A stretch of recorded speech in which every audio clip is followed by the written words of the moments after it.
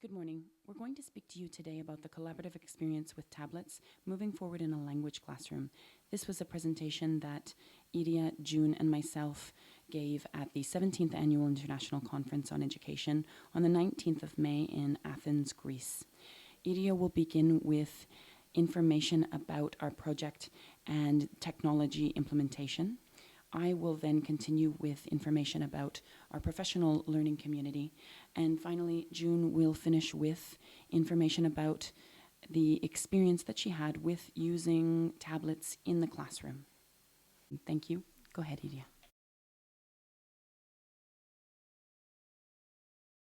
The first aim as teachers was to innovate, to implement the innovative teaching practice and professional, how I said. And our students have as objective to be able to communicate with native speakers. So we wanted to have success with the students using computer-supported collaborative learning. In the last 2 years, we have used this kind of methodology using the media labs or using the laboratories.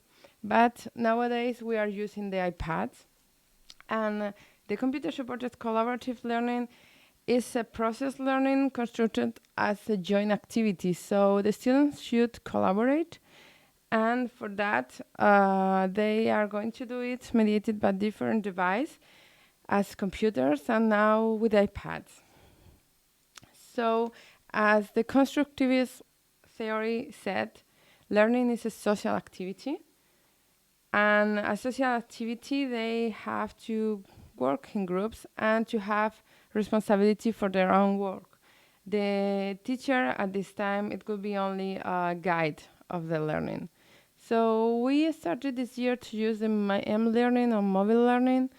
And there's an ambiguous term for that because the mobile learning could be different things.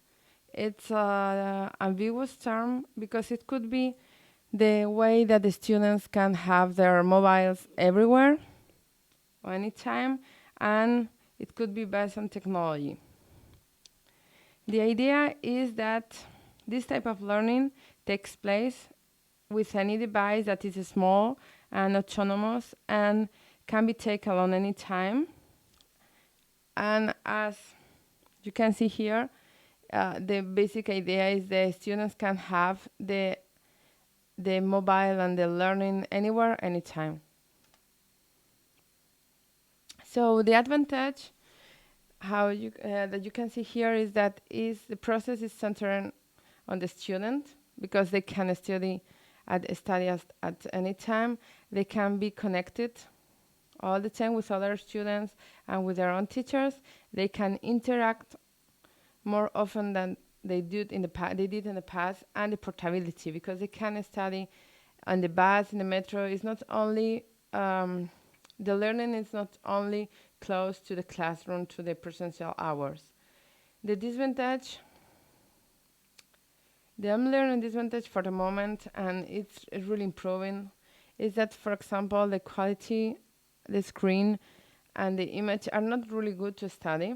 The students can be tired really soon, and there are some learning applications that are not really done for the smartphones. They are done for the computers. So it's true that with the iPad that is changing and is improving. And the last thing we should be aware is that we have to consider the great potential of the learning as part of the syllabus. Not only language teachers should use the technology, the iPads and the smartphones because they are modern and the students are all the time connected. They should use it to promote social interaction and collaboration among the students. So we have to integrate the M-learning in the syllabus, in the program, and we have to know how to do the assessment and evaluation. So now my colleague, Kate Price, she's going to show you how we have worked with the community in Clarif. Hello again. With the establishment of our professional learning community, we are in fact searching to empower our group of 48 foreign language teachers. We have 10 foreign languages that are taught within Clarif. And in fact, the goal is to create a dialogue between our teachers where we can talk about what it is we're doing in the classroom, the problems that we have in the classroom, how we can solve these common problems, and finally sharing the outcomes after we have put into place better practices within our classroom. In fact, within a professional learning community, teachers are continuously seeking to share their knowledge and to act on what they learn within the community. So in fact, the teachers become the agents of their agency. And this is what we are hoping to do with our professional learning community. Clarif has been around for a number of years, and we have had a growing number of teachers. However, this is the first time that we have put our teachers at the heart of our center to let them really communicate with each other and share the knowledge that they have. Teachers are often alone. It is a lonely profession, but we are hoping to change this through the empowerment of our group.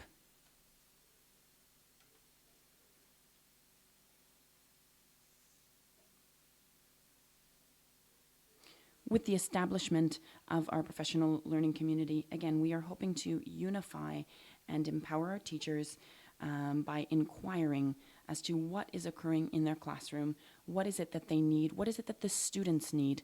We are attempting to make a shift towards student-centered learning.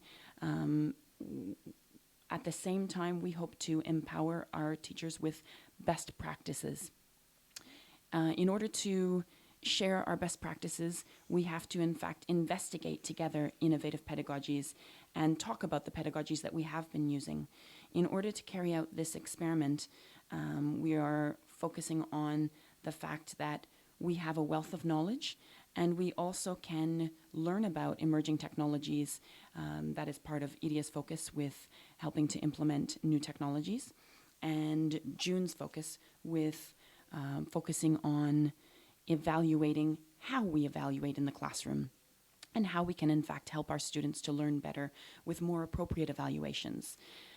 We are finding that between the teachers, we have Japanese teachers that in fact have more in common with Russian teachers. And this can help us when we are focusing on how we should effectively evaluate our students.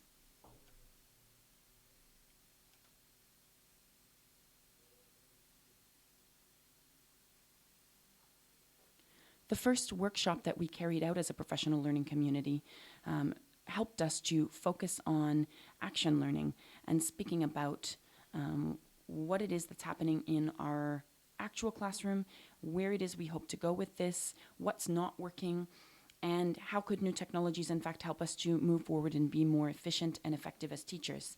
We are setting clear goals with our members. What is it that we are looking to achieve? And the framework that we used to do this was a framework with 3 different focuses: evaluations, innovative pedagogies, and ICT.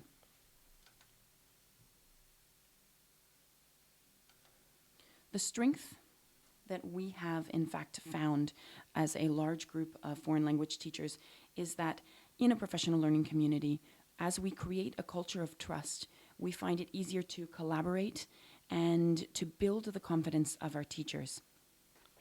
As we investigate emerging practices and as we begin to create new activities together, we find that we are shifting our teaching approach towards the students, and this in fact helps the productivity within our classroom.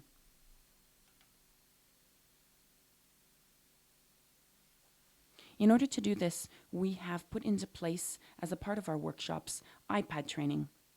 EDS has helped to spearhead this focus and this goal by helping our teachers learn together and bond as a community. As our teachers learn how to use the iPads with hands-on experience, we chose to do this by giving each of our teachers that attend the workshops an iPad and going through the functions, the basic functions of the iPad, and then continuing on to show them what types of applications we could use in the classroom and brainstorming on what types of activities we could create that might be useful in English, as well as Spanish, as well as Arabic. And in fact, finding the common goals within our teaching practices. I'm going to let June continue speaking about her practical experience using the tablets in her classroom. Hello. Today we're going to talk about 3 case studies that I've done in the classroom, but the main idea right now that I want to focus on are the main competences in the foreign language classrooms. And within using these different applications, I focused on listening, speaking, reading, and writing. So for my first case study, we did storyboarding in this. I use a comic book app and iMovie. When I used this, I focused on the competences of writing, speaking, and listening. What we did was the students wrote a story. After they wrote a story, they used the iPads to take pictures, and using the pictures, they used the comic book app, so it made a more like different appearance. After taking the pictures, then they inserted all the pictures into iMovie and also recorded their voices using voiceover or using any kind of application or music that they thought that fit well with the pictures. Here's one of my videos that I used. After hearing of her grandfather's death, her whole world had been turned upside down. She questioned, what is life? When she went to the cemetery and saw the statue of the strong man that was her grandfather, she began to cry uncontrollably. She sat there for 5 hours, crying, and then when she left, she didn't know where to go. She walked and walked for many more hours, and then stumbled upon a billboard of the teachings of Jesus Christ. After reading these, she knew she had found her calling. The second case study, what I did was I had the students do artistic poetry. In doing this, we used the applications Pages, Safari, and we also used the airdrop function on the iPad.